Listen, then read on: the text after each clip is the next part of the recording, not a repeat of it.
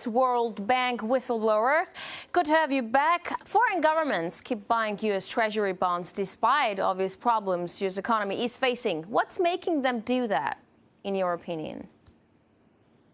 I think the biggest market for the Federal Reserve notes is the U.S. Treasury, and there is a glut of dollars right now. But yes, there's also a small market. Unfortunately, the market is weakening as the dollar weakens because of all of this, what they call quantitative easing, where every month so many additional dollars are printed with absolutely no backing. Mm-hmm. You never told me in the first part, should we be buying gold? Well, yes and no. I think gold is probably a wise purchase right now, but more as insurance than investment, because there's actually a great deal of gold. There's even more gold than people know about. For example, the amount of gold that's in deposit in the Bank of Hawaii is 170,000 tons. This is more than the World Gold Council says is available for all the gold on Earth. People don't know how much gold there is. There's a lot of gold. Are you buying gold?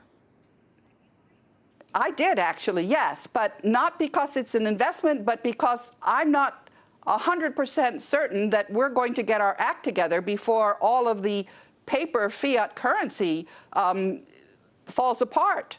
So I see it as insurance, but because of the amount of gold that's actually around in the world, in deposit all over the world, I'm not so sure it's a great investment.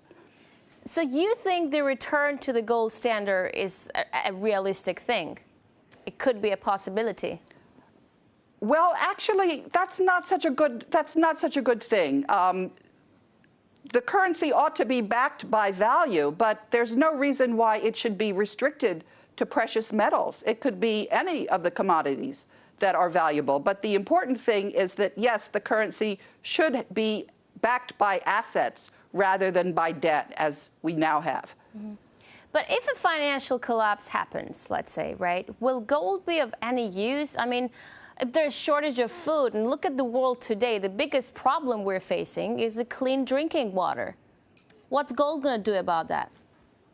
Well, first of all, I think that we're going to manage to get our act together. I'm not expecting a collapse. A very accurate game theory model is showing that we're going to manage to make a transition in a very smooth way. Maybe there'll be a few fits and starts, but I think most of the countries of the world are in favor of working together and not to have a collapse. The only thing that you're seeing is some of these crooks haven't figured out, they haven't seen the writing on the wall. They haven't seen that we understand that there's a way to work together and avoid these problems, which are definitely avoidable. Mm-hmm. So, Karen, you were a senior counselor at the World Bank.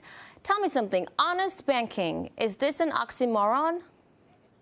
No, we have examples all over the place. In the United States, the state of North Dakota has its own state bank, and many of the other states are looking at that. At the moment, 22 other states are looking at it, and we're urging the other 28 states to look at it. There was a bank in Amsterdam that I think went on for 300 years with no problem. We know how to do banking. It should be like infrastructure to support the economy. It shouldn't be for the benefit of elites that think they're above the law, as we currently have.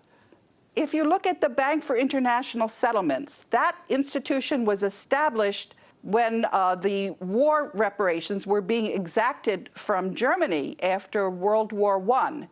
And that's when it was started in 1930. And I believe it's 60 central banks that are members of the BIS. Those are the culprits. Those are the ones that really need to go out of business. Now, you